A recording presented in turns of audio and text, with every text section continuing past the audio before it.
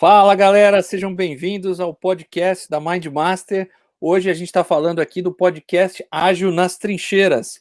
E a gente trouxe dois feras aqui, especialistas em métodos ágeis, aqui para trocar uma ideia com vocês aqui de algo que eles fizeram, que foi uma verdadeira missão de transformação ágil na Ambev. Conosco, Felipe Condé e Alexandre Daquino. Apresentem-se, senhores. Fala pessoal, tudo bom? Aqui meu nome é Felipe, para quem está ouvindo. Trabalho aqui na Ambev, estive junto com o Daquino nesse projeto. Vamos falar um pouquinho para vocês hoje dessa nossa experiência. Muito bom. Fala pessoal, sou o Alexandre Daquino, já estou no mundo de TI desde 89, né, um pouco jurássico aí para tudo isso, mas tivemos esse desafio aí na Ambev, desse projeto, foi muito interessante, acho que tem muita experiência aí para o mundo ágil, espero que a gente possa aí colaborar com coisas novas aí para vocês. Obrigado. Muito bom, muito bom. Hoje vai ser bem legal. E você está escutando a gente aqui nesse podcast nosso, semanal, toda terça-feira, às 15 horas da tarde. Deixa seu like aí para motivar nosso time, motivar nossa equipe. Se inscreve no YouTube, assina o nosso podcast nas mais variadas plataformas de podcast. E vamos começar o episódio de hoje fazendo aquela pergunta que a gente sempre faz para os nossos convidados. Me conta um pouquinho da história de vocês. Vamos começar com o Daquino, depois com o Felipe. Qual que é a história, de onde vocês vieram? Você está aí velhinho aí, Daquino, desde 80 e não sei quanto, mas tudo 89. bem. Comecei. Conta aí. Comecei lá atrás, né, quando ainda não tinha mundo de quase nada, né? Foi a primeira turma da PUC do Rio de computação. Então a gente estava lá justamente desbravando. Os meus professores, na verdade, eram os alunos, né, de algumas outras universidades. Então a gente desbravou tudo isso, passamos aí pelo mundo, várias ondas, né, de RP, Analytics, IoT, RPA, mundo digital, né? Eu falo, né, o pessoal fala muito do digital, eu falo, olha, isso aí já acontece para mim desde 97, né, quando a gente começou lá com a internet. Então hoje, obviamente, tem muito mais facilidade, muito mais ferramentas, mas me deparar com o mundo ágil, né, e poder participar desse processo aí numa empresa tão grande quanto a Ambev, num cenário tão desafiador, né, quando a gente teve, para mim foi surpreendente. Nós tivemos aí muitos desafios, muitos cenários, e que se não tivesse sido ágil, nós não teríamos feito esse projeto, de verdade. Bom ponto. Bom, pessoal, meu nome é Felipe, eu sou engenheiro eletrônico formado pelo IME, pelo Instituto Militar de Engenharia. Mais novinho, terminei em 2015, então tem um pouquinho menos tempo. E eu já passei por alguns lugares aí, não sei se vocês conhecem, mas o IME é uma faculdade militar. Então, depois que eu terminei engenharia eletrônica, eu fui para o Rio Grande do Sul, servi lá 2 anos em tropa, administrei uma planta de manutenção de tanque de guerra, que é um negócio que, né, a gente nunca ouve falar, mas sim, estive lá, fiz isso.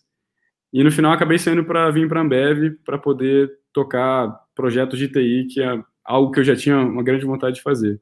Estou na companhia tem 3 anos, e foi no meio desses 3 anos que a gente tropeçou na agilidade aí e nunca mais abandonou, né? Então é isso. Legal, cara. Então você tem um cara que veio da PUC, um outro que é militar, se encontraram num projeto na Ambev, que é uma empresa gigantesca, e descobriram aí no Ágil uma forma de fazer essa transformação, né? Agora, me conta um pouco aí, vocês transformaram o quê, para quê, qual tecnologia, que projeto, o que vocês fizeram aí que podemos contar para a nossa audiência e ajudar eles aí a aproveitarem? Conta um pouquinho para nós.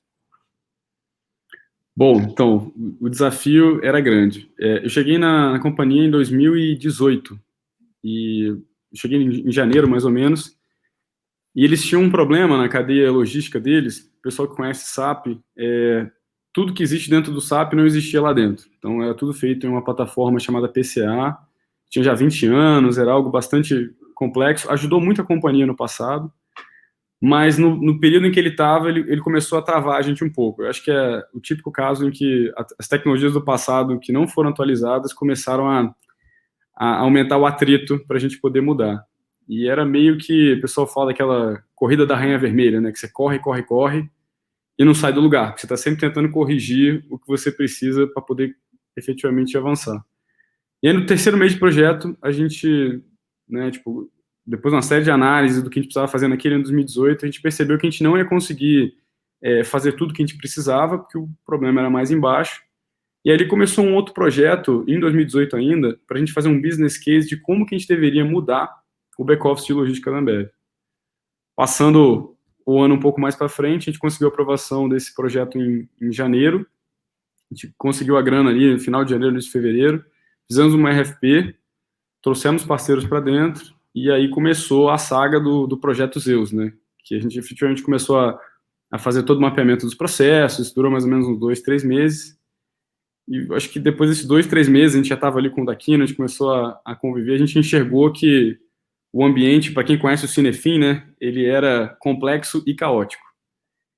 E ali começou toda essa história do projeto Zeus, né? Não sei se Deixa eu contar um pouquinho aqui de uma história que aconteceu durante tudo isso, que foi a seguinte.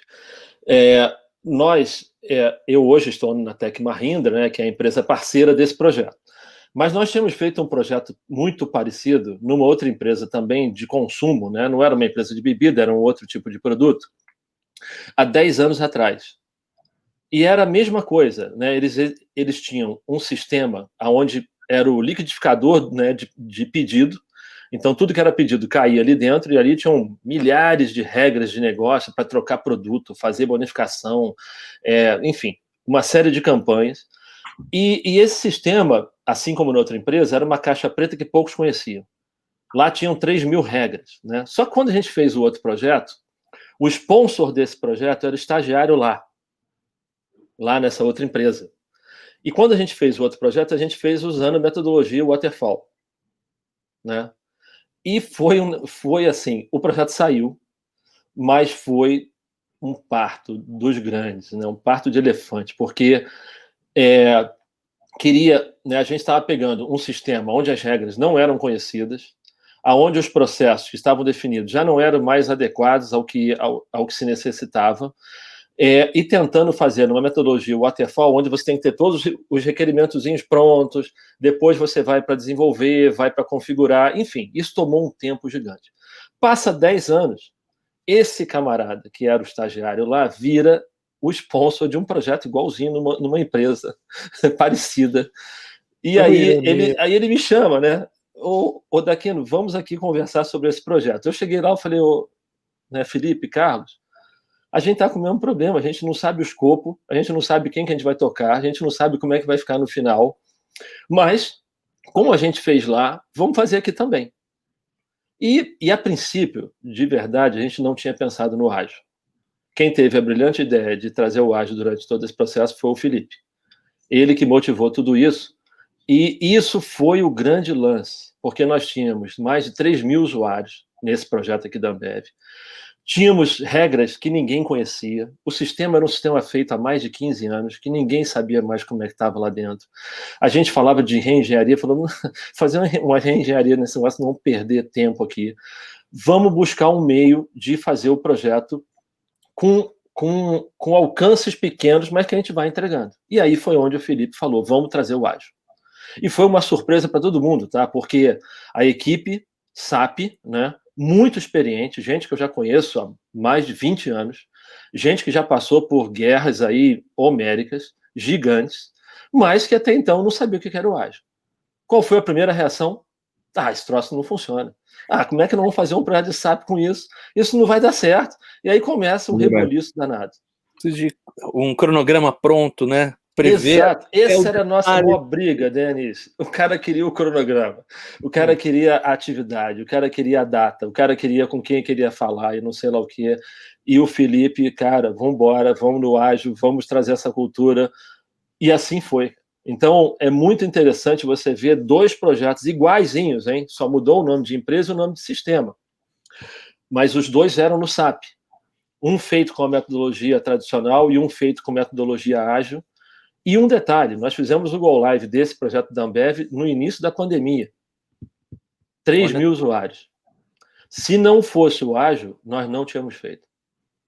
Eu acho que é legal também, Daquino, falar um pouco sobre estratégia, né? Tipo, eu acho que... E tem um amigo nosso também, o Tom, o Zé Wellington, que foi um baita parceiro nosso, que ele falou um negócio que eu demorei um pouco para poder perceber, e no final do ano ele conseguiu me convencer. Quando você muda a forma, né, de você enxergar as coisas, porque vamos pegar o Scrum, por exemplo. ele acaba sendo um framework, mas também um modelo mental para você gerar a sua estratégia. E aí você começa a descobrir que, porque ele é baseado no empiricismo, você descobre que você fez isso a sua vida toda, só que agora você tem uma forma de acompanhar isso de maneira mais inteligente. Então, assim, desde o primeiro momento, a gente falou assim, vamos colocar alguma coisa ágil, até o momento em que a gente fez o Go Live, a história era sempre a mesma. A gente tinha um problema e a gente precisava resolver. E eu lembro nitidamente que a gente estava... Antagônico, né, cara? Eu trabalhei com o SAP muitos anos atrás. A gente seguia lá um método Blueprint, né, que era uma metodologia Exatamente, por assim dizer.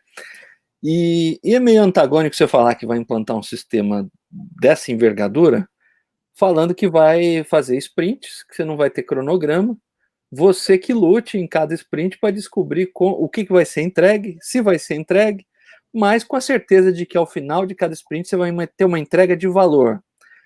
Me conta aí, conta para os caras aqui, o que fez vocês darem um voto de confiança para os métodos ágeis para fazer essa transformação toda aí? Então, o ponto é o seguinte, a gente estava já com o Daquino fazendo o Blueprint, o famoso Blueprint do Mundo SAP, e a gente começou a perceber que o que a gente entendia da companhia, né, naqueles 3 meses de Blueprint, era só um pedacinho, é a história do iceberg, não só um pedacinho do tudo que a gente precisava ver.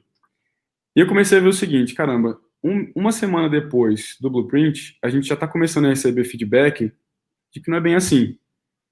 Na segunda semana, a mesma coisa. Se você for extrapolar isso, você começa a perceber de que você vai estar sempre levando, a gente brincava que era bolsada na cara, né? Porque a gente tá ali, tranquilo, daqui a pouco vem o destino e fala assim, pá, não é bem assim que vocês estavam pensando. E aí nisso a gente percebeu que a gente precisava, né, a gente tinha não só o problema de que o escopo era muito grande, ele não era definido e ele era mutável, porque outros times estavam fazendo projetos também. E em maio, a gente teve uma oferta de 2 vagas num treinamento da Scrum Inc. Scrum Inc. é a consultoria do Jeff Sutherland. Eles trouxeram o VP deles para cá, a gente fez um treinamento e tal, 2 dias, eu fiz o Scrum Master. E ali é que eu acho que foi a virada de chave, foi o ponto de viragem, pelo menos para mim. Porque eu falei, caramba, eu preciso de algo que seja extremamente adaptável à mudança, dado que eu vou descobrir o escopo até o final do ano. Não que eu não descobri o inicial, entenda.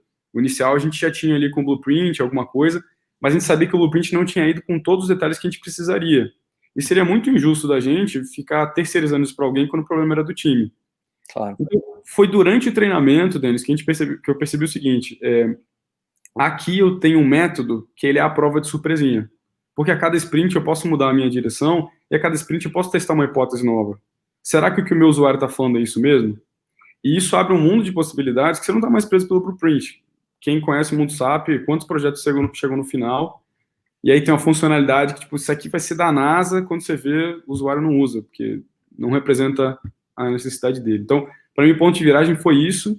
E um outro ponto é que o time da Scrum Inc., e acho que os times de Scrum do mundo todo, pela questão de você ter uma retrospectiva, você acaba gerando essa mudança de mentalidade, que você está sempre reavaliando a sua estratégia.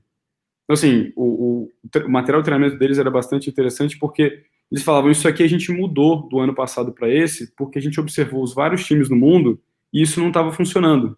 Então, eles tratavam o Scrum e o treinamento do Scrum deles como um produto que eles proviam para os outros times. E, para mim, eu falei, cara, é isso que a gente precisa, sabe? A gente precisa se tornar... refletir, né?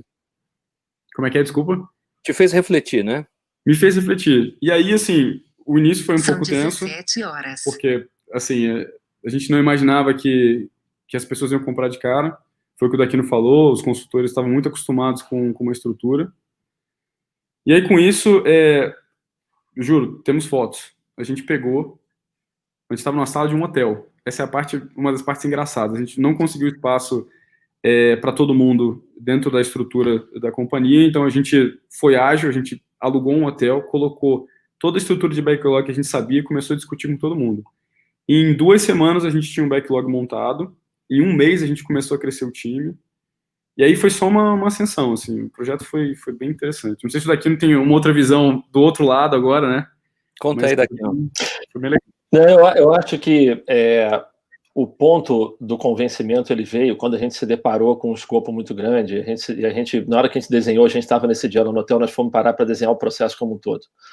e pela primeira vez a gente conseguiu desenhar o processo como um todo, e a gente falou, gente, a gente não vai conseguir entregar esse negócio usando essa metodologia. Vamos parar com isso, porque nós não vamos conseguir fazer blueprint disso até o fim. Cada hora que chegar um usuário aqui dentro, ele vai trazer uma coisa nova para nós. E aí o método se encaixou perfeitamente com o desafio que a gente tinha, né? E assim, foi muito legal. Tiveram muitas coisas interessantes e legais durante tudo isso. A gente vai poder falar aqui daqui a pouquinho. Não, legal que vocês tenham essas histórias malucas, isso é ótimo. A galera adora isso aqui no episódio. Mas o que eu gostei que vocês falaram? Olha, eu fui lá, fiz um treinamento, mudou um pouco minha cabeça, e isso acontece muito com as pessoas. Eu, quando comecei com o Scrum, um pouquinho de tempo atrás aí, eu tinha preconceito com isso, cara, porque eu que mandava na minha equipe, eu era o senhor do chicote, né? E esse negócio de auto-organização, ou então esse negócio de empirismo, de ir aprendendo com o tempo. Não, eu queria saber tudo. Eu queria ter um cronograma que me desse uma visão de 3 anos, e eu soubesse o que ia acontecer em outubro daqui 3 anos. E Denison estava comigo nesse time, ele era o PMO desse projeto, né, o responsável por controlar ali os resultados. Ele conseguiu estourar o Microsoft Project, a ferramenta de fazer cronograma, que não tinha mais espaço, não tinha mais linhas para fazer. E era uma enganação, porque a cada dia que passava, aquilo que estava no papel era a verdade daquele momento, não a verdade do projeto. Era mais desejo do que verdade. E aquilo começou a ficar incontrolável, né? E isso que abriu nossos olhos para os métodos ágeis, tenho certeza que vocês usufruíram disso. Mas mergulhando um pouco mais e tirando um pouco mais aí dessa grande experiência que vocês vão levar aí pro resto da vida, me conta um pouco sobre o que foi difícil para vocês no começo para utilizar aí essa transição aí para os métodos ágeis, especialmente num projeto de SAP, que é um sistema, só para o pessoal que não conhece muito, um sistema corporativo que controla processos desde pagamento, controladoria, sei lá, pessoal, produção, logística, distribuição. Um sistema integrado corporativo normalmente é complicado, é complexo, envolve muitas áreas, envolve muitos desejos, envolve, já que você está fazendo tal coisa, faz também isso aqui, olha, aqui nessa parte do país tem esse imposto, localiza tal coisa, tal. Enfim, conta um pouco o que foi difícil, para que daqui a pouco a gente fala sobre o que foi bacana. O que foi difícil mudar o mindset, o chefe aceitar esse negócio de ágil? Conta para nós. Bom, deixa eu comentar algumas coisas aqui. Primeira coisa, assim, né? Para quem não conhece muito o mundo SAP, né? Nós estamos falando de uma empresa alemã, uma empresa que domina praticamente o mercado mundial, né, do mundo de RPs. Principalmente aqui no Brasil, se você pegar no Brasil, 70% das empresas grandes empresas estão usando SAP. Então, é uma coisa que existe há muitos anos, vindo de uma empresa alemã, onde os caras têm uma cabeça orientada para engenharia, e métodos que são comprovados, que eu, pelo menos, já uso desde 1997. Então, a metodologia de implementação de um SAP, ela já está comprovada há mais de 20 anos. Então, você pegar um consultor, e eu estou falando consultores sêniores que já têm de experiência aí, 15 anos, 20 anos, nesse naipe, tá? Só boina verde, né? Porque o projeto era muito complexo, então só tinha boina verde. Então, tinha lá gente, né? Tinha um cara que ele é brilhante, 60 e poucos anos, uma energia violentíssima, só que ele era um cara que olha, eu fiz muitas implantações de SAP com ele. E você falar com ele sobre qualquer outra coisa que não seja a metodologia ASAP, que é a da SAP, o cara te mata, porque é o passo a passo. E tem um detalhe nisso que é o seguinte, né? O que eu mais pude perceber? O fato da comunicação. Quando você traz o ágil, a comunicação, ela muda radicalmente, porque você tem que aprender a se comunicar. E se comunicar não é falar, né? É como você está dizendo, eu era o dono da equipe, eu digo, eles fazem, né? Não é isso. Isso muda totalmente. E esse camarada especificamente, ele foi fazer um curso. Como é que é o nome do curso que ele fez, o Felipe, de... de comunicação fácil, alguma coisa, mas tem não, ele fez algum de comunicação não violenta. Não violenta. É comunicação não violenta. Por quê? Porque eu tinha saído de um projeto com ele numa outra empresa, onde a comunicação era muito violenta. Muito. E ele chegou ali, e eu falei para ele, Felipe, cara, confia nesse cara, que esse cara é bom.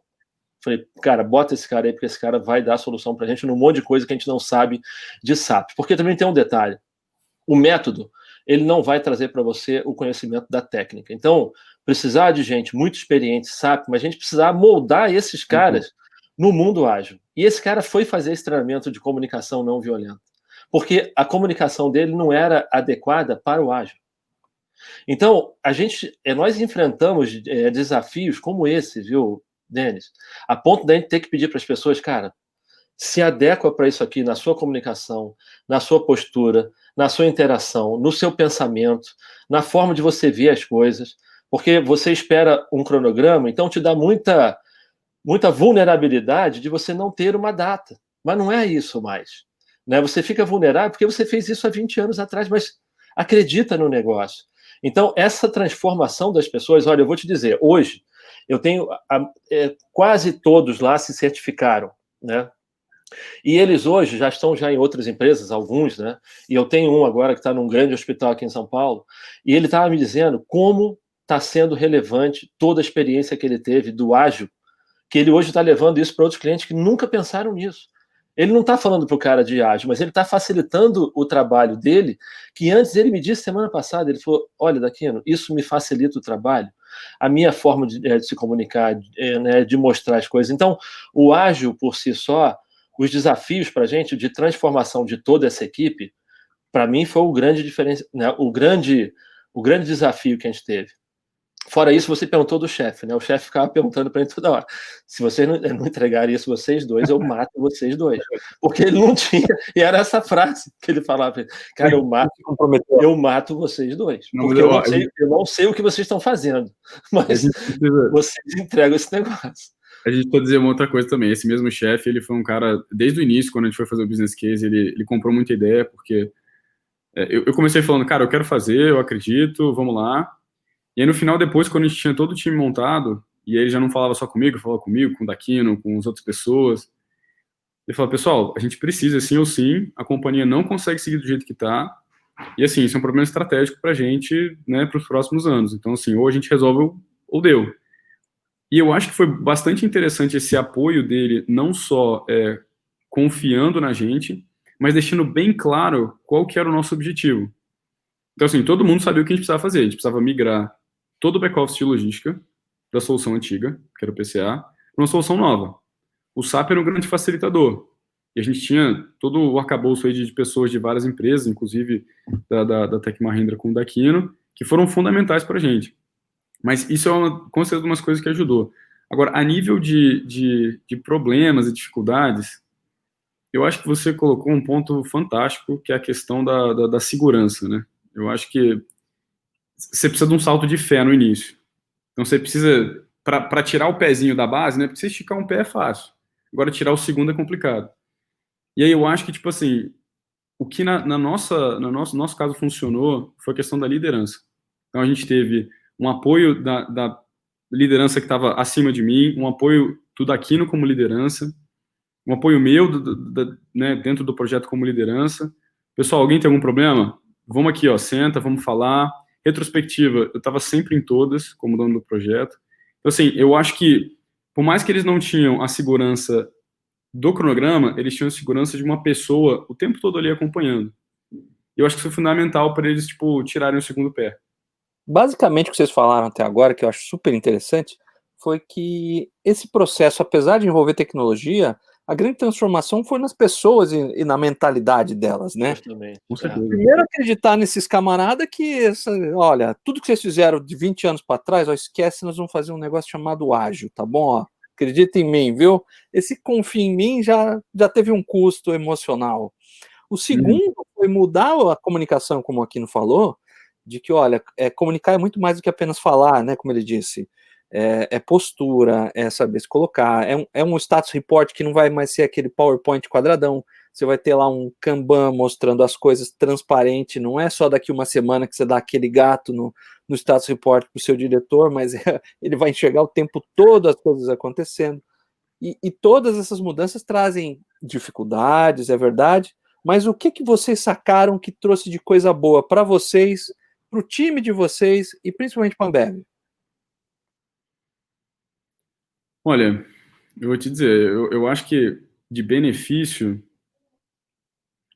tem alguns, né? Eu acho que, como eu falei, eu gosto de ler bastante, né? Vários materiais. Existe uma hipótese chamada hipótese de Sapir-Whorf, que ele fala que as línguas que você aprende teoricamente mudariam a forma como você pensa. Essa hipótese não foi comprovada, se não me engano, até hoje, a não ser que fizeram alguma coisa nesses últimos 2 anos aí. Mas, enfim, eu acho que o Scrum, ele muda essa sua capacidade de enxergar as coisas. Não chega no nível de, para quem tem um martelo na mão, qualquer problema é um prego, acho que a gente não chegou nesse nível. Cara, não é, mas eu uso métodos ágeis para controlar a lição de casa dos meus filhos, por exemplo. Olha aí. Então eles têm um campanzinho deles lá, é legal. Mas que toca aí. Olha, se você quer chegar nesse nível, eu tenho um Kanban aqui do que eu estudo de agilidade. Então, assim, eu tô sempre toda hora tirando, colocando. Eu cheguei no ano passado a fazer alguns OKRs para mim para esse ano. Covid deu meio que obrigou a gente a replanejar os OKRs, mas assim, com certeza você começa a ver que, tipo, a nossa experiência na vida, ela é muito mais empírica do que efetivamente planejada. E aí, quando você quebra essa falácia do controle, a sua vida muda, porque você começa a entender que, tipo, você consegue ter controle até a página 2, mas mais importante é você conseguir se adaptar, né? Não sei se isso daqui não tem outro para a vida dele aí.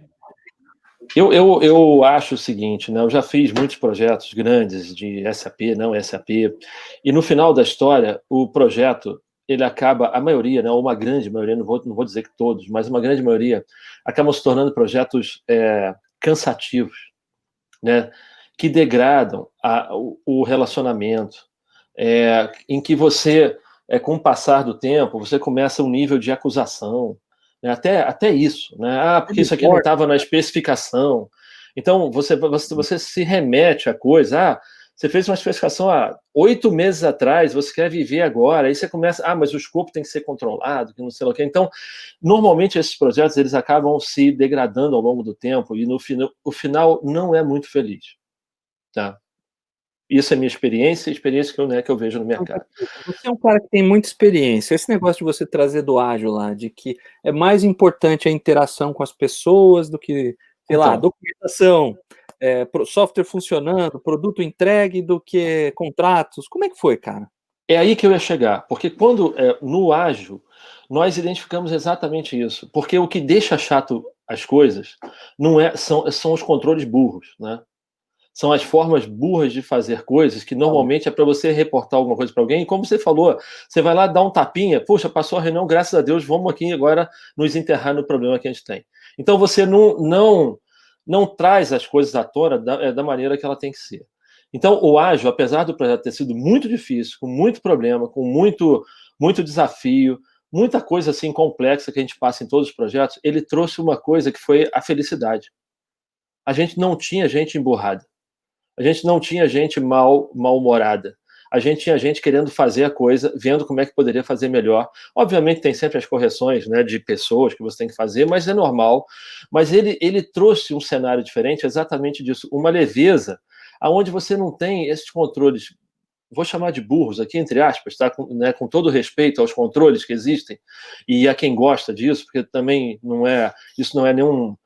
Eles não são ruins, eles só têm que serem evoluídos e adaptados, né, no meu ponto de vista. Mas e aí ele trouxe mais leveza. E essa leveza integra mais a equipe. E quando integra mais a equipe, você já tem muito mais facilidade de conseguir alcançar os objetivos. E era exatamente isso que a gente vivia, né? Porque como o problema ele era muito aparente para todos, as pessoas se mexiam. Falaram, pô, peraí, você está com esse problema? Deixa eu te ajudar. Então... E eu acho que um ponto importante em relação a isso, Daquino, desculpa te interromper. Não, fica tranquilo. A gente trocou a cultura da culpa pela cultura da responsabilidade aliada a uma colaboração. impedimento. É isso. Assim, a gente falou o seguinte, ó, a responsabilidade é sua. Mas, cara, se você não conseguir, você me fala, porque a gente vai, sei lá, matar um leão para poder conseguir te ajudar a você entregar a sua tarefa. Eu acho que isso ajudou a criar essa confiança, essa parceria, né? Porque a gente tirou... E aí cria isso, né? Exatamente o que eu ia falar. Tudo é uma questão de confiança. Tudo é confiança no grupo que você tá trabalhando. Quando você cria isso, que é uma das coisas mais difíceis que tem hoje de você criar no mundo corporativo, né, a confiança entre os grupos, você consegue tudo. Você consegue colaboração, atingimento de datas, integração do time, não tem politicagem, a fofoca ela deixa de existir, porque está todo mundo ali junto. Né, o método ágil ele traz isso, as discussões são diárias, meu amigo. Não tem aquela coisa de você ficar falando do outro. Vamos trazer o problema. Se você quer falar mal, ajude. Né? Aquele backlog de mudança que você fazia. Não, mas ó, em janeiro de 83 eu te pedi isso aqui, cara. Você não me entregou, brother. Exato. Não, e essas discussões, ô Denis, assim, eu já vivi muito isso. Puxa, você está me pedindo uma coisa hoje aqui na fase do teste integrado, que eu vou puxar aqui a documentação que você assinou há 8 meses atrás e não está lá. Só que hoje, se você me trouxer esse problema, eu vou gastar mais 1 mês de teste integrado. Isso quantas vezes eu vivi isso? Chegava lá no teste integrado, no terceiro ciclo do teste integrado, onde você está fazendo a integração dos processos. Aí surge... Aí faltou uma planilha. Aí você fala, ih, cara, mas essa planilha eu vou ter que testar aqui 1.200 atividades. Puxa, leva mais 1 mês. Não, você não tem mês. Você tem 2 dias. Você tem 2 dias. Mas não é possível. Então não posso botar o sistema no ar. Não, dá o seu jeito, trabalha no final de semana. Então deixa que a gente vai dar o jeito. E aí dá aquele tapa e a coisa entra para o ar, né, capenga, do jeito que tem que ser. Então, enfim, isso acaba. Né? Nós tínhamos muita dúvida de como a gente iria fazer o teste integrado. Né, porque eram muitas áreas. Muita gente. A gente falou, caramba, como é que não vamos fazer esse troço no método ágil aqui, cara? Precisa o cara correr o processo. E tudo foi perfeito. Tudo foi ótimo e foi até melhor, porque a Ambev, como qualquer empresa grande, não tem tempo. As pessoas não têm mais tempo. As pessoas não têm tempo de ficarem dedicadas, né? Como eu vi várias vezes acontecer. Quantas pessoas do cliente vão ter no projeto? 50. Então, olha, eu preciso contratar 50 para repor essas pessoas que vão sair das suas funções e eles vão vir para o projeto. O problema é que quando o projeto acaba, o que eu faço com esses 50? Então, todo mundo continuou nas suas funções, fazendo o que tinha que fazer, trazendo as coisas que estavam acontecendo de mudança dentro dos seus processos, que isso também é outra coisa. Na hora que você tira o cara da função, ele descola do processo e ele já não sabe mais o que está acontecendo. Quando você entrega a solução, o cara fala, ih, amigão, mudou o negócio aqui, ué. Tô com o pneu do carro com ele andando, assim. É isso. Então... Eu acho que tem um outro ponto também, Daquino, que é a questão, tipo, de estratégia, né? Assim, a questão da transformação ágil, ela parece aquela música do Zeca Pagodinho, né? Tipo, a gente nunca vi, nem comi, só ouço falar, não sei como é que faz. E pra gente foi algo também que a gente não se planejou a fazer de cara. A gente sabia que a gente tinha um problema. E ela foi acontecendo.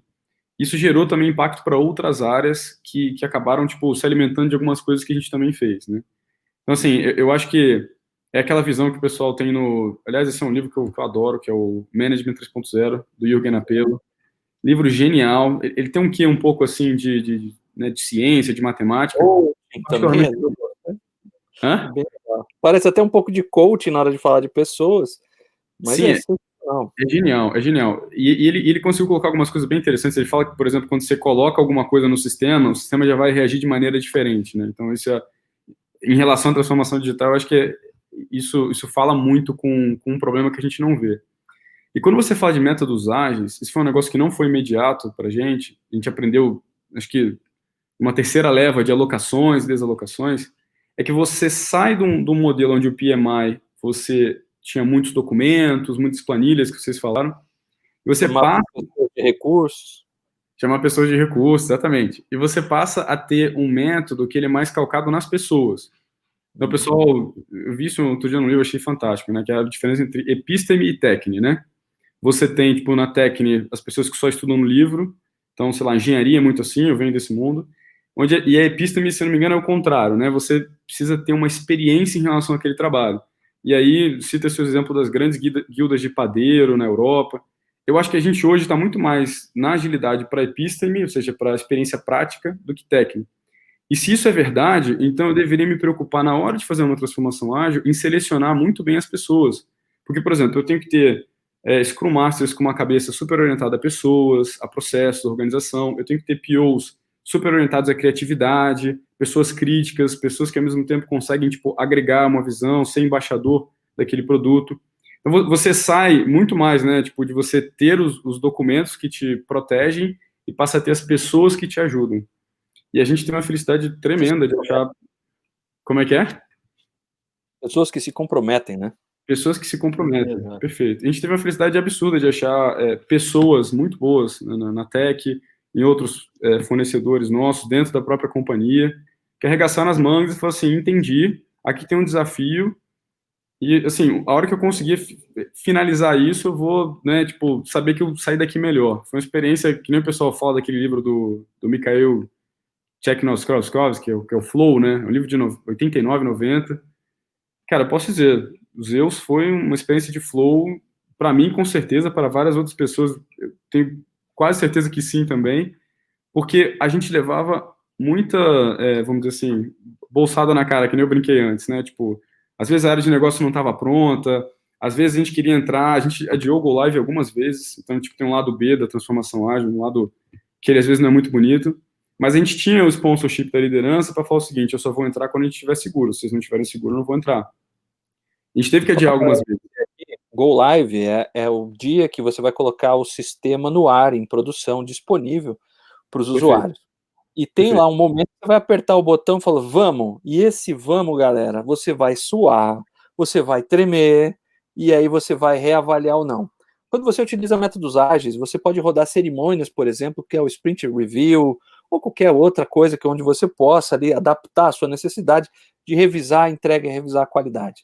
Vocês devem ter tocado isso aí aqui no como é que foi essa questão nas entregas aí de você ter esse ponto de avaliar, putz, acho que a gente precisa fazer uma correção aqui, outra ali. Ajudou o ágil nisso ou não?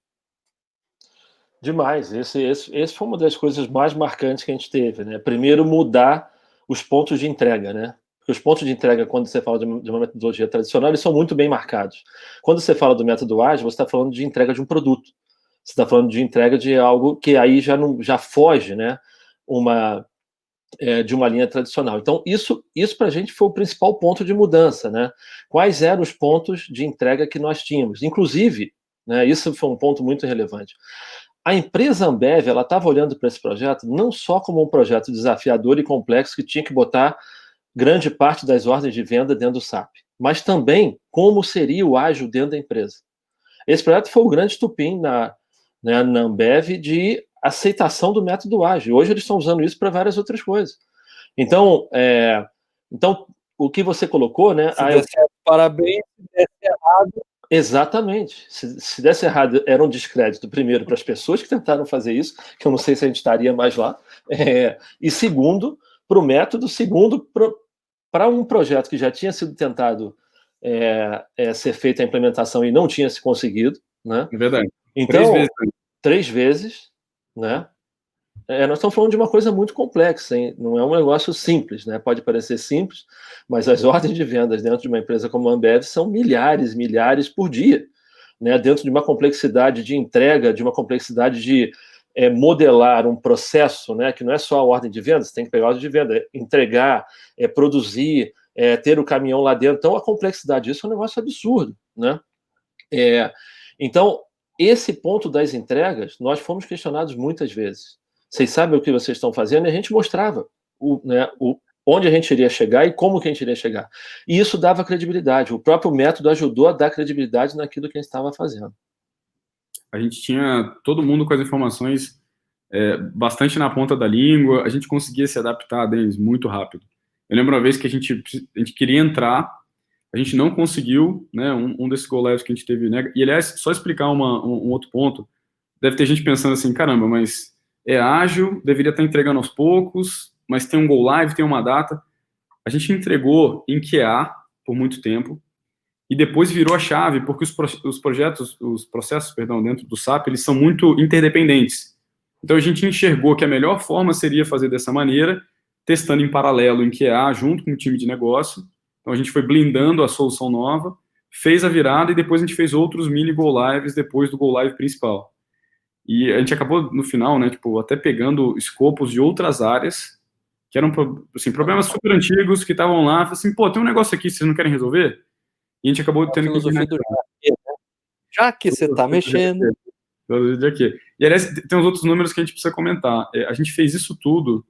O projeto ele começou, né, tipo ali, como eu estava falando, em janeiro, fevereiro, 3 meses de blueprint, viramos em junho do ano passado.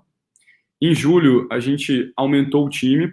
Então, assim, imagina, a gente abriu o backlog, fez toda a parte de discovery, tinha poucos consultores na época. Em julho, a gente abriu o time. Depois, a gente veio com uma consultoria de agilidade, treinou mais o time e começou a escalar ele. Então, é importante falar isso porque as pessoas acham que agilidade é começar grande. Não, agilidade é começar pequeno, acertando o DNA e depois escalando.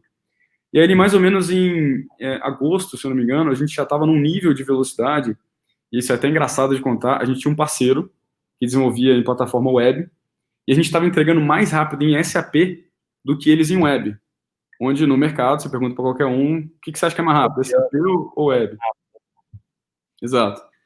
E aí, assim, a gente passou ali o final do ano, a gente achava que a gente ia entregar isso perto do final do ano, a gente teve aqueles go lives que a gente não se sentiu pronto, acabamos entregando agora em abril do início desse ano, mas se somar o tempo que a gente levou para poder tirar uma solução de 20 anos, que tinham tentado 3 vezes, que, tipo, era extremamente complexo, não tinha documentação, a gente levou 11 meses. Entre efetivamente começar a desenvolver, é muito pouco. Para projeto SAP é muito, muito pouco. E depois a gente ainda continuou pegando outras coisas que a gente achava que agregava valor e os JK que você comentou aí para a companhia. Mas assim, uma coisa que eu gostei muito que você falou, Felipe, foi do perfil de um Scrum Master, de um Product Owner ou de um membro do time para um projeto grande como esse, numa companhia grande, com uma missão difícil dessa. Tipo, poxa, o PO, aí, o Product Owner, ele tem que ter aí a noção de criatividade, de ser o embaixador, o representante ali do produto e encarar isso de frente. O Scrum Master tem que ser o cara organizado, né? O líder servidor do time, fazer as coisas acontecer, remover impedimento, ir lá falar com o usuário para tirar, né, qualquer tipo de impedimento e tal. Como fazer as pessoas que nunca trabalharam com ágil entenderem os seus papéis, quererem se desenvolver e ainda ficarem motivadas com isso? O que vocês fizeram, hein?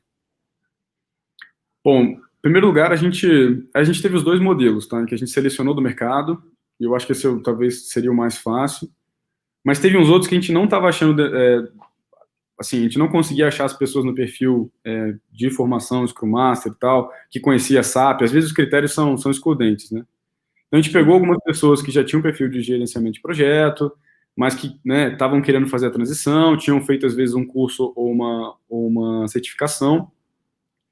E eu acho que a melhor forma que a gente conseguiu achar para poder posicionar essas pessoas é primeiro conhecendo elas e usando um método que eu acho que me falaram que ele vem da medicina, né? Que é see one, do one, teach one. Então, veja uma vez, faça uma vez e ensine uma vez. Ou seja, se você conseguir passar por esses 3 momentos, você consegue, né? Tem gente que chama isso, né, num outro escopo de churrari, mas as definições são diferentes. E a gente começou a pegar essas pessoas e construir elas aos poucos. Então, a gente pegava, por exemplo, a gente fazia um pair programming de processo, né? Pessoas que já tinham uma senioridade maior e mais pista dentro do nosso mundo, para poder apadrinhar essas pessoas que tinham começado há pouco tempo. Então, por exemplo, o Tom foi um cara lá dentro do nosso time, fantástico, super estudioso de várias coisas. Ele começou não acreditando no Scrum. No meio do caminho ele falou assim, caramba, tá todo mundo indo, eu não tô indo. Ele começou a estudar, fez certificação, isso e aquilo, viveu. No final ele estava dando aula para o pessoal novo que chegava para ser Scrum. E esse pair programming funcionou bastante, porque eu acho que isso, de novo, no livro do Management 3.0, eu acho que o ambiente ele ajuda as pessoas a se adaptarem a uma nova rotina e entenderem que elas também são capazes de fazer aquilo. 17h30. Então, eu acho que isso foi uma das coisas que deu certo pra gente. Sensacional. Agora, vocês dois, uma pergunta que eu queria fazer. Bacana, vocês fizeram essa transformação, tá tudo lindo, tudo maravilhoso, mas vem cá, quais são os próximos desafios de vocês, hein? Eu tenho um aqui, né? Eu sou o head de vendas aqui da Tech Mahindra, né? E eu quero implementar o Agile na nossa estrutura de vendas e depois na companhia.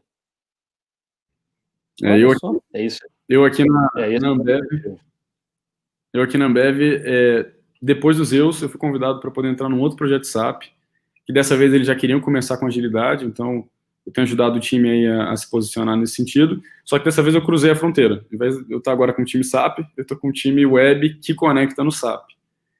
E para o futuro, vamos ver, assim, eu acho que a agilidade ela se desenvolve muito bem no mundo de startup, no mundo de vendas.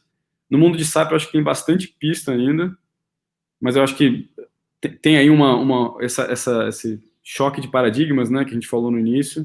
O mundo SAP ser 20 anos de um jeito e agora está abrindo dessa maneira. Mas eu acho que tem várias organizações buscando isso aí, porque você reduz risco, você consegue tipo, enxergar benefício mais cedo, eu acho que tem vários benefícios. Eu tive num cliente agora recente, aí, e ele estava me perguntando isso, né? Ele falou, mas poxa, nós fomos lá falar de SAP, né? Aí eu estava dizendo para ele estava com muita dificuldade de iniciar o projeto por causa do escopo, que tinha que envolver todo mundo, que as áreas eram muito grandes, que as áreas não sabiam o que queriam. Eu falava, olha, eu posso te dar uma experiência, mas experiência é algo que você precisa acreditar, ou você ir lá e ver, né? Eu falei, olha, esse seu cenário é o cenário exato e ideal para o ágil. O seu usuário não sabe o que é. Você não consegue extrair dele, você não sabe por quê. Então, o seu ambiente de comunicação e de colaboração com ele já não está muito bom. Ele talvez não acredite naquilo que você diga para ele, eu vou entregar, você vai entregar isso para mim daqui a 3 meses. Eu acho que ele já não acredita mais nisso. Então, por isso que os seus projetos acho que não andam, né? Fora de uma série de coisas que a gente foi falando.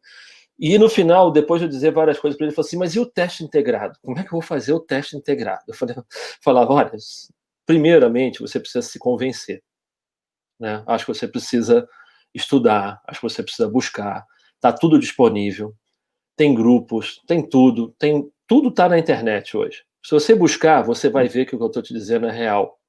Você vai ver que você pode. Eu acho que você primeiro precisa fazer a transformação em você, para você acreditar e vender para o seu chefe que isso é possível. E não comece grande. Não pegue um projeto de 20 mil horas. Não faça isso. Pega um projeto pequeno e aplique o ágil nele e veja o que vai acontecer. Mas primeiro estude, se capacite e busque essa informação. E eu estava dizendo, né, eu estou na área de vendas há muitos anos já, e depois que a gente fez esse projeto, eu falava com o Felipe lá durante o projeto, eu falava, Felipe, eu tenho que implementar esse trabalho na área de vendas, porque eu nunca vi um troço tão orientado à percepção das pessoas quanto vendas. O vendedor sempre acha que ele vai vender, ele sempre acha que a oportunidade que ele tem é melhor, que ele sabe de tudo, etc, etc. Quando é justamente ao contrário. Então, na euforia e no positivismo dos vendedores, ele sempre acha que ele vai vender. E o ágil tem tudo para trazer para esse mundo um conceito muito mais tangível, muito mais prático, muito mais mensurável do que é feito hoje. Né, no lugar de você ainda ficar fazendo reuniões semanais de pipeline. Né? Então, esse é um desafio que eu tenho de trazer isso para dentro da nossa companhia. E nós estamos fazendo, viu? Nós já estamos fazendo, temos tido bastante resultado. De novo, né? O que nós vimos lá da integração, da comunicação, da confiança, na hora que você começa, isso cria em qualquer ambiente. Seja nos mais hostis, inclusive de vendas, que é um negócio hostil, né? Nesse mundo que a gente está vivendo hoje, não tem venda. Então, como é que a gente vai criar confiança? Como é que eu vou juntar o meu cara de pré-venda, o meu arquiteto, junto com o vendedor para ele fazer uma proposta melhor? Então, a gente tem visto isso funcionar. Né? E óbvio que ainda temos muito por fazer, mas é um desafio que nós temos. Deixar o disclaimer aqui, o próprio pessoal da Scrum Inc., no site deles, eles estão agora fazendo pesquisas, né? É como se fosse o Scrum de borda. Então, eles têm, tipo, um cara destinado a desenvolver o Scrum para desenvolvimento de hardware na indústria. Eles têm um curso específico que é para você fazer procurement ágil. Então, eles estão tentando mostrar que o framework, né, que é uma estrutura que a gente coloca ao redor do nosso trabalho, ele é possível de ser feito em várias áreas. E eles estão fazendo várias pesquisas, eles publicam artigos sobre isso, acho que fica o convite para o pessoal pesquisar isso depois.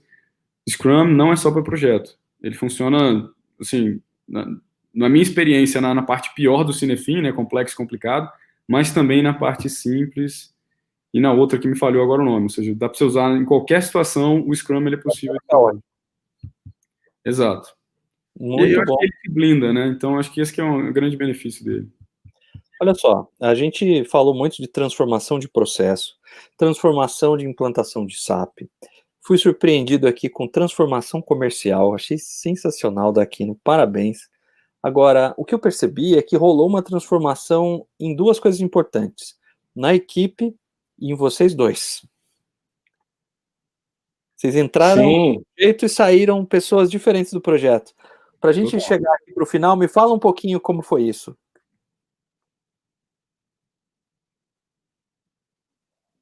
quer falar, Felipe? Fica à vontade. Olha, eu vou dizer um negócio para você. Você perguntou mais cedo qual que era o impacto do Scrum na minha vida.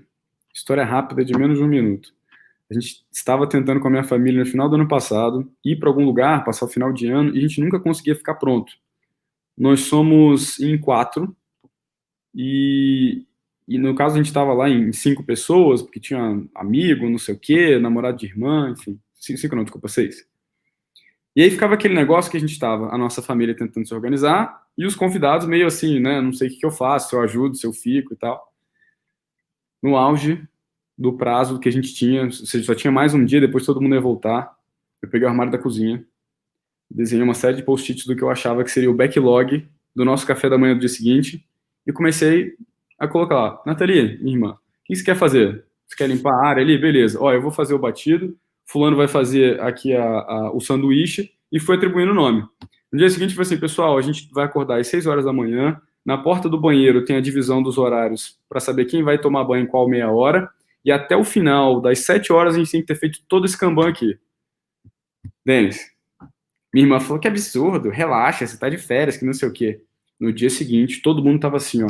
Peraí, deixa eu ver, aquele é meu post-it? Vou movimentar, vou fazer, não sei o quê. A gente saiu em tempo recorde. Então, assim, se o Scrum não mudou a minha vida, cara, não sei, cara. Eu tenho certeza que ele mudou. Ai,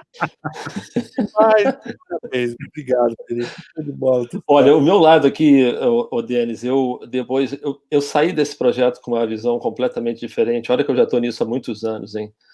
Vendendo, entregando, enfim, né, fazendo empresas crescerem, etc. Mas o foco nas pessoas, para mim, mudou radicalmente, viu? Mudou tudo. Eu ouvi o seguinte, né?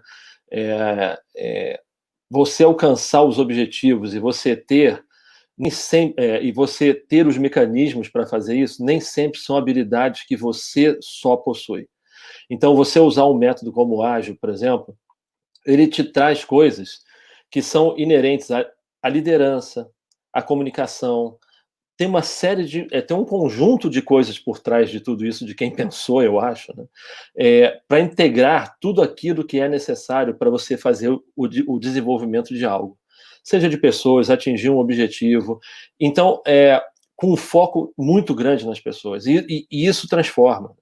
E isso muda completamente, né? Então, eu acho que, para mim, para mim, eu estou olhando para as coisas hoje de uma forma completamente diferente. Não é fácil você trazer as pessoas para esse mundo. Não é. Porque é uma experiência pessoal, né? É uma vontade e uma experiência, ou uma combinação dessas duas coisas. Mas quando as pessoas começam a ver que é muito mais fácil, você não tem que ficar preparando aquela montoeira de controles, de que é muito mais fácil você trazer os seus problemas e discutir eles abertamente, é muito mais tranquilo e as coisas se tornam mais leves.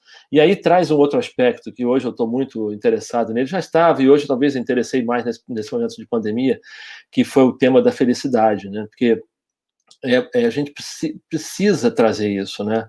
E um método como esse, às vezes, traz isso. Dependendo da maneira como ele é aplicado, ele vai trazer isso para você. Então, o tema da felicidade hoje no trabalho é um tema que eu estudo, estou até fazendo um MBA agora sobre isso, que é neurociência e comportamento. E, no fundo, as pessoas buscam isso. Só que elas não conseguem entender que, às vezes, a forma de trabalho é que leva à infelicidade. Não é o trabalho, é a forma. São as interações, as comunicações. Então, e isso, né, eu vejo aí vários doutores que, poxa, conhecem muito mais do que eu sobre isso, que levam isso para o mundo da psicologia e para o mundo do ser humano, que, obviamente, tem muito a ver com isso.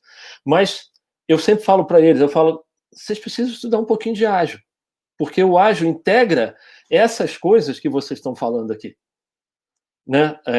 Da necessidade do ser humano, dos desejos e por aí vai, está lá dentro. você vai tentar, né, de alguma forma, consolidar tudo isso, né?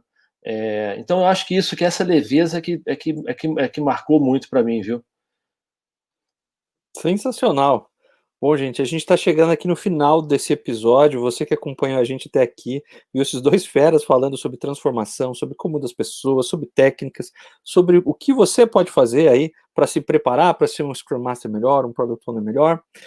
Vou pedir para vocês aqui uma dica final para os caras, o que vocês aconselham para eles se tornarem profissionais ágeis melhores, se quiserem indicar algum livro, alguma coisa, alguma dica profissional, e aí a gente vai encerrar. Vamos começar aqui com o Daquino e depois com o Felipe. Eu vou deixar essa parte aí do treinamento, etc., com o Felipe, que ele domina muito mais do que eu. Eu só vou indicar um livro, que é O Jeito Harvard de Ser Feliz, né? Parece que não tem muito a ver, do Shawn Achor. É um livro sensacional, onde ele traz uma série de insights sobre como é que você pode trazer felicidade para o seu dia a dia. E se você ler o livro e olhar para o método ágil, você vê que você consegue colocar as duas coisas em conjunto.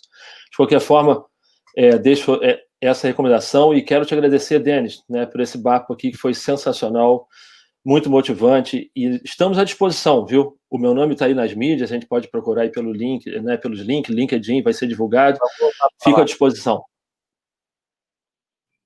Show de bola. Obrigadão. Vamos lá, Felipe. Bom, pessoal, se eu tivesse que indicar um livro, acho que eu falei ele já umas 3 vezes no podcast, não podia deixar de indicar ele, Management 3.0, do Jürgen Apelo. Eu sei que tem uma versão dele em inglês, e acho que em português a Casa do Código tinha uma dela, não tenho certeza. Mas ele é muito bom para você que está querendo mudar a sua cabeça em relação à gestão, né, associada a métodos ágeis. Fora ele, eu gosto muito, mas esse é mais nessa batida de vida, felicidade de carreira, do Flow, do Mikhail Cheskov, não sei o nome dele, mas se você procurar em Flow, esse livro é muito bom, ele fala muito sobre o que o Daquino colocou aqui, né, da gente aproveitar o processo e não o fim. E o último, aquele livro famoso da arte de fazer o dobro do trabalho na metade do tempo, que o pessoal, né, já não está mais tão feliz com esse, do próprio Jeff Sutherland. Eu acho que ele dá para você, se você for seguir o Scrum, uma visão um pouco mais hands-on, né, mão na massa, do que esperar do Scrum e não esperar. Ele me ajudou muito durante essa jornada. E, de novo, também, Denis, super agradecer aqui esse bate-papo. Eu gostaria de ter tido algo assim, com alguém falando para mim, cara, vai dar tudo certo, vai dar tudo bem, alguém já fez, é possível. E assim, eu acho que esse podcast ele ajuda as próximas pessoas que vão fazer coisas incríveis aí, como a gente teve essa oportunidade, né, Daquino, de fazer, a melhorarem as empresas, os lugares que elas estão vivendo hoje em dia. Super positivo, obrigado mesmo. E o pessoal do Mundo SAP aí, viu? Entrem, caiam de cabeça no ágil. É verdade. Estamos aqui para ajudar no que for necessário. Isso é uma transformação linda que você pode fazer na sua vida, na sua carreira e também na forma de você, né, tratar os seus clientes. Boa. Muito bom, senhor. Obrigado, Daquino. Obrigado, Felipe. Esse foi o episódio de hoje do Ágil nas Trincheiras. Esses nobres cavalheiros trilharam um caminho de transformação ágil, num projetão feito lá na Ambev de transformação ágil. Deixaram aqui várias notas e dicas pelo caminho que eles trilharam.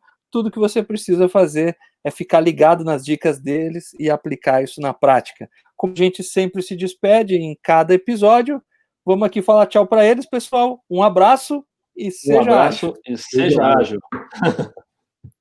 Obrigado. Até mais, galera. Até mais. Vou encerrar aqui. Era para sair, não era?